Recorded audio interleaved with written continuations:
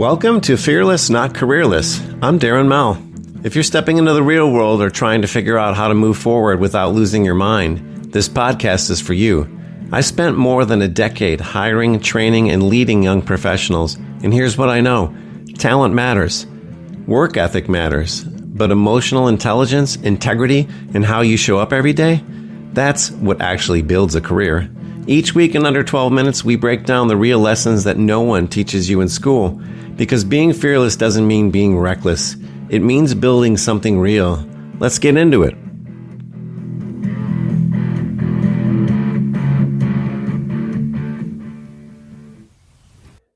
Hello, and welcome back to another episode of Fearless, Not Careerless. And I'm your host, Darren Mel, average human being and people leader for the past 25 years, as well as for the past 10 and a half years, I led new to career team and hired over 125 new to career folks just like yourself upcoming. And thanks for listening. I wanted to, this episode kind of builds a little bit on what we talked about on the last one around highlight reels. And this is something that I never thought about. And what I'm hoping to do for all of you young professionals out there that are listening is to give you perspective, a different way of looking at things, maybe help you even, it's like a slightly more deeper thought, mature way of thinking things just to prepare you for the future. And again, I mentioned that I'm a huge fan of classic rock. I used to play in a band and still play the guitar regularly. One of my favorite songs by The Who is Who Are You? And I won't be singing it right here on the podcast, but they say, who are you? Who? And it's not just a classic rock lyric. It's the question that your coworkers and anybody that you interview with are quietly answering every time that you leave the room. And this is the uncomfortable truth. Your personal brand is what people say about you when you're not there in the room or to defend yourself. And if that makes you slightly nervous, my answer to that is good. Let's talk about it. What is a personal brand? And it's not something when we're talking about brands and logos, and there's a different side to this and everything, but sort of like what your brand is you need to know and understand what people say about you. And the only way you're going to know sometimes is to be able to ask for feedback from the people that you trust to really, to give you the feedback that you're looking for. And so your brand isn't your LinkedIn headline. It's what your peers whisper when you step out for coffee. And, think of this, if anyone's worked anywhere before and you're in a conference room and people walk out or somebody walks out, there's a couple of things you might hear that they might say. They love the sound of their own voice. They take over every conversation. They don't actually know what they're talking about. Or on the other side of it, they might say, well, they're really dependable. They come prepared. They elevate the room and they're really calm under pressure.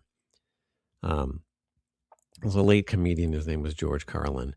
And he used to jokingly say that the amount of an asshole someone is depends on how far they are away from you. If they're standing right next to you at a party, you might whisper to a friend, what an asshole.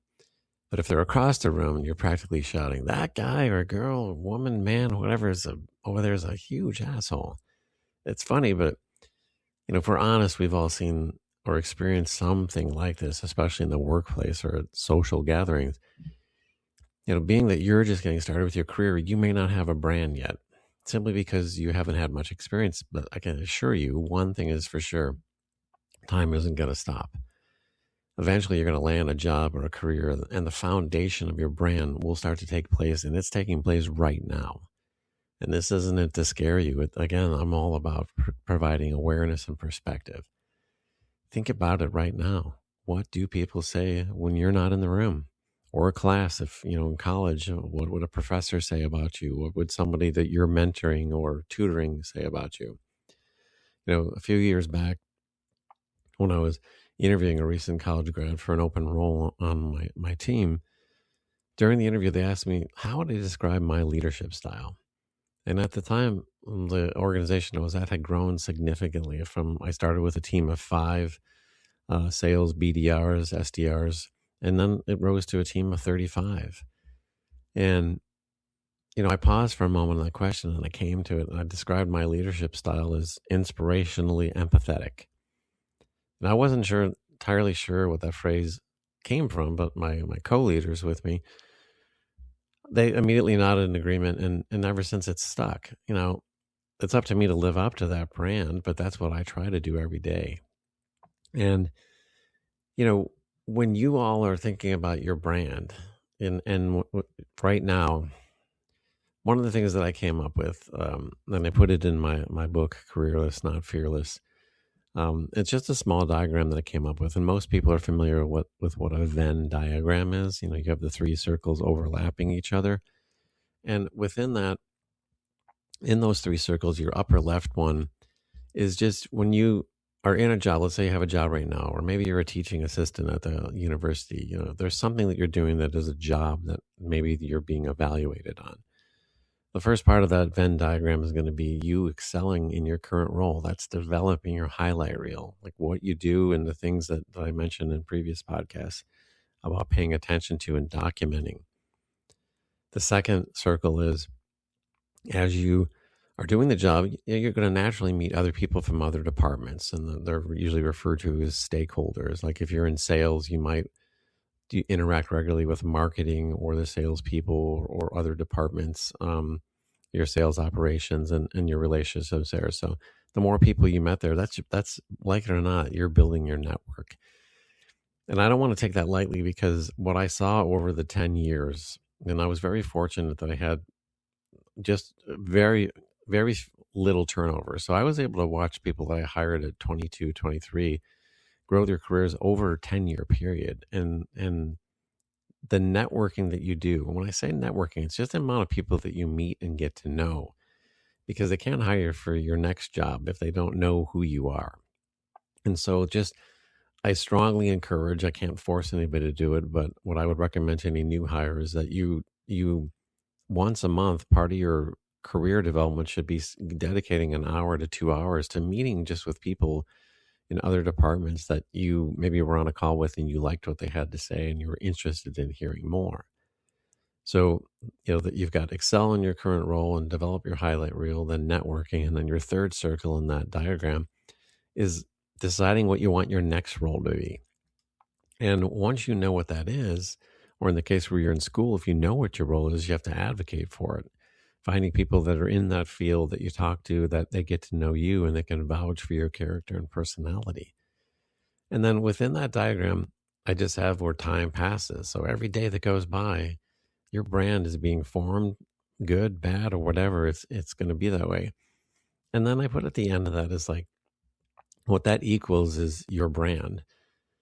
But at the end of that, I call it your personal board of directors. I know a lot of this is like terms that are like, well, what does this have to do with me? But who your board of directors are, the people that will advocate for you, that are your go-tos. They're the ones that are going to write a LinkedIn written recommendation for you. They're going to be the ones that say, absolutely, this person should get that job because I watched him grow over this time period.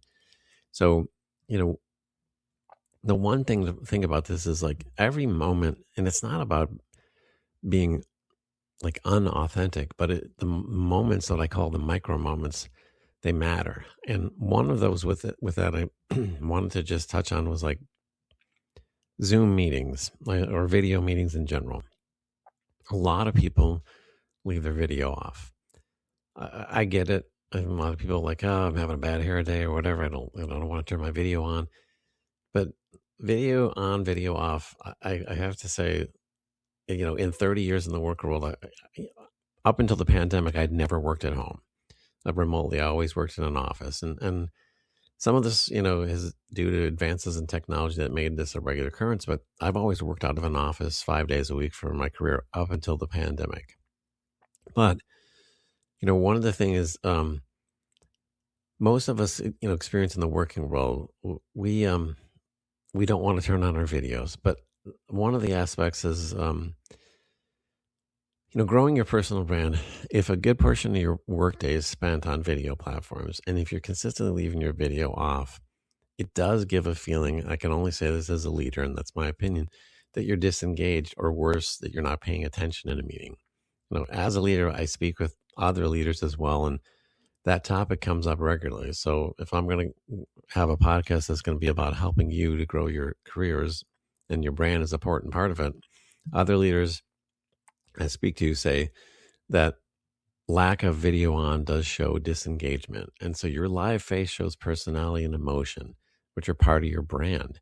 So I strongly recommend the video on button as much as possible. When you're in meetings of 50 people or less, if it's one of these big all hands meetings, I understand that a lot of people don't turn the video on because you're not even going to be called on anyway. But every meeting that you're in is another imprint in the formulation of your brand. And so, when you think about you as an individual trying to grow your careers or deciding where you want to go, when, think of it this way, your brand is your long game. Early in your career, you may not have massive accomplishments, but you can absolutely control how you show up. And over time, that becomes your reputation. So I wanted just to touch a little bit on brand, but think of it this way. You don't need a logo.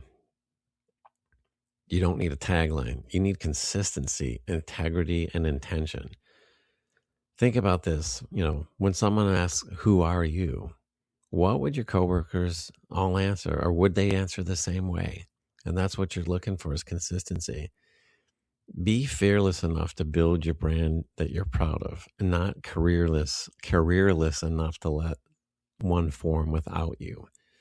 And finally on this, think about those people in your life. There's those home improvement shows. I think it's the HGTV network, where someone goes to look for a home and they go visit 3 homes, and then they have to make a decision on which one they're going to put an offer in. Time and time again, they always bring somebody with them that is that person that they trust to give them the information that they need to hear and not want to hear. And ask yourself that question. When's the last time you asked for real feedback from somebody that you knew was going to give you the brutal truth, albeit difficult at times to hear, but the right way to grow your career and help yourself get better as a human being? I hope you enjoyed it. If you do, let somebody else know about it. Again, this is Darren Mel, Average Human Being, and this has been the Fearless Careerless podcast, and thank you so much for listening. See you next week. This has been the Fearless Not Careerless podcast with Darren Mel.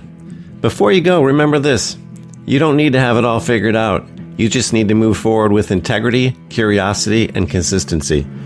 If this episode helped you, share it with someone who's building their career too. And if you want more practical insight on leadership, growth, and staying grounded while you rise, subscribe here on Substack, Spotify, or Apple Podcasts, or anywhere podcasts are welcome. Until next time, be fearless, not careerless. See you next week.